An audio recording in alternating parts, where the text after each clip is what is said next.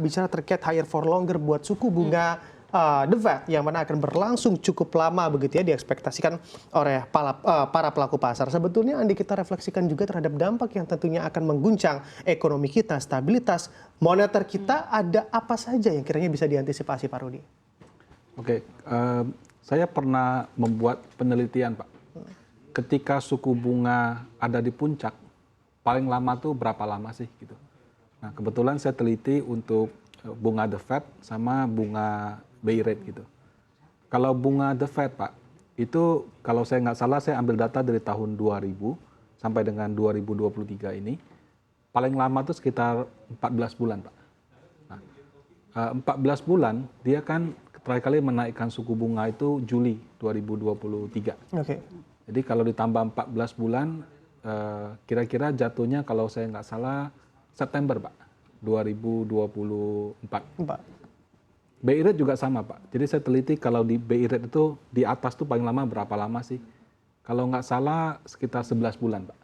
Nah, jadi kalau kita menaikkan terakhir Oktober 2023 ini, kira-kira September juga 2024. Kebetulan ya, bisa iya, bisa enggak gitu. Jadi kalau misalnya higher for longer, longnya itu adalah sama dengan batasan yang dulu pernah terjadi, ya mudah-mudahan di kuartal 3 2024 suku bunga sudah bisa turun. Oke. Nah, jadi ini untuk suku bunga. Dan jangan lupa juga, rupiah, IHSG, sama harga obligasi, itu volatilitasnya amat cepat, Pak.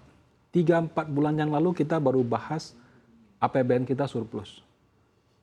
Surplusnya begitu bagus, rupiah kita di bawah 15.000, yield obligasi mendekati 6%, hanya karena satu perkataan higher for longer berubah gitu kan. Jadi dengan kata lain Pak, kalau hanya karena satu perkataan berubah, bisa juga berubah dengan cepat lagi kalau misalnya Bank Sentral Amerika mengucapkan sesuatu yang positif, entah di November ini, entah di Januari, entah di Februari. Jadi kadang-kadang kita jangan terlalu beranggapan kalau lagi jelek ini akan terus bertahan lama karena bisa berubah dengan cepat dan sebaliknya gitu. Oke, baik. Karena memang sesuatunya bisa saja terjadi begitu ya, bahkan hanya dengan perkataan maupun tone-nya negatif ataupun positif. Nah, ini tentunya kita nantikan juga apakah memang nanti tone-nya akan mengarah ke positif ataupun negatif. Saya akan tanyakan juga ke Mbak Esa, kalau dari Anda tanggapan Anda seperti apa? Menurut time frame waktu yang Anda riset juga begitu ya, higher for longer ini dapat diartikan di time frame waktu berapa lama sih Mbak Esa? Ya mungkin seperti Pak Rudi bilang ya, mungkin rata-ratanya mungkin sekitar 12 atau 11. Tapi jangan lupa bahwa dunia itu kan berubah dengan sangat cepat ya. Tiba-tiba ada perang, tiba-tiba kita tidak tahu ternyata ada pandemi. Ada kejadian-kejadian yang sangat luar biasa yang tidak bisa kita prediksi sebelumnya ya, dan kita tidak tahu harga minyak tiba-tiba melonjak drastis juga bisa. Itu yang akan mengubah peta semua dari kebijakan moneter di seluruh dunia ya, baik Amerika atau Indonesia ya.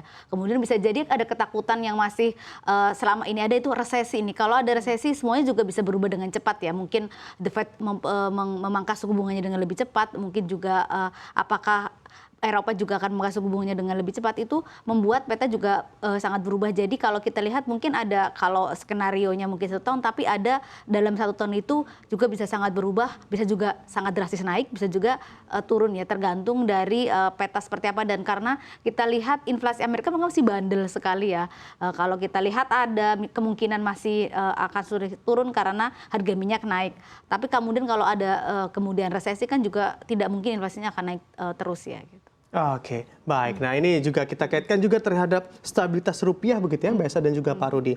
Andai memang hingga September 2024 nanti kita dalam masa era suku bunga tinggi, apakah memang rupiah kita akan bergerak stabil karena memang tidak ada kenaikan suku bunga dan namun juga tidak ada penurunan, atau memang rupiah kita akan tetap saja bergerak volatil, Pak Rudi?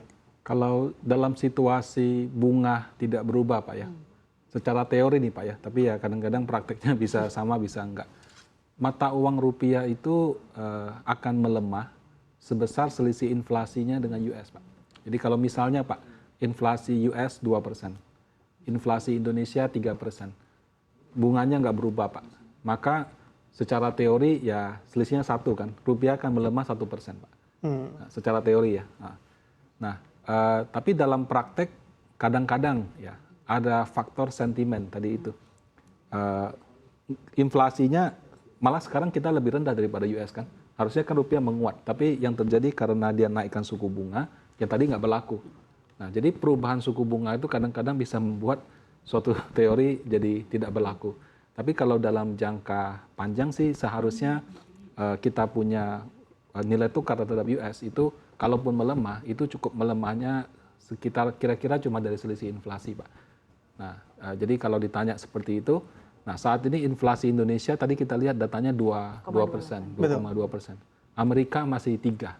Harusnya rupiah itu malah menguat terhadap US dollar, Pak, kalau situasinya seperti itu. Oke, baik. Kalau dari Anda, Mbak Esa, dengan kondisi rupiah kita yang kemarin sempat mepet 16.000 begitu ya, walaupun saat ini kembali menguat di 15.800, apakah memang rupiah kita sebetulnya bisa diartikan juga dalam koridor yang stabil? Karena dibandingkan juga begitu ya dengan nilai mata uang di Asia mungkin atau di berbagai negara lainnya. Kalau Anda melihatnya ini, apakah memang pemerintah menjaga di posisi stabil atau justru menurut para pelaku usaha rupiah kita sebetulnya tidak stabil? Kalau menurut saya justru mungkin terlalu volatile ya, karena kalau sebenarnya kalau nilai tukar rupiah bukan pada mungkin level di berapa dan mungkin menguat di berapa dan melemah di berapa ya, tapi stabilitas. Kalau turun jangan turun terlalu drastis.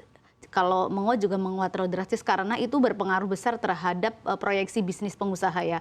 Karena pengusaha kan tidak mau, wah kalau kita sudah memproyeksi dengan rupiah segini harus mengeluarkan belanja modal seperti ini, tiba-tiba rupiahnya berubah drastis, itu kan juga membuat rencana bisnisnya buyar semua. Itu tidak boleh terjadi, bahwa yang paling benar adalah walaupun rupiah pasti akan melemah atau menguat, tapi dalam jarak yang jangka yang stabil, volatilitasnya jangan terlalu naik turun terlalu cepat gitu. Oke, baik. Kalau dari Anda Pak Rudi, apakah memang dalam koridor yang stabil rupiah kita atau justru memang masih terlihat polanya sangat volatil?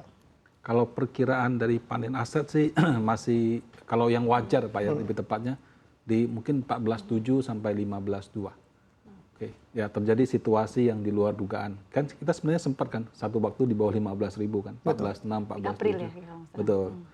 Pada waktu itu semua ceritanya match, APBN surplus, ini hilirisasi berhasil. Kemana sekarang ceritanya hilirisasi? Kok kayaknya nggak dibahas lagi gitu kan? Jadi kan lagi-lagi karena ada single sentiment yang saat ini menjadi perhatian dunia gitu.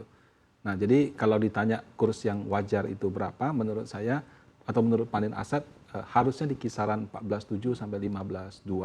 Tapi mungkin butuh waktu, Pak. Nah kalau nanti isu suku bunga sudah reda, 2 kali, 3 kali, 4 kali dia bilang nggak naik, kasih kisi-kisi, oh kayaknya sudah mau turun nih. Nah mungkin pada saat itu rupiah kita bisa lebih baik, Pak.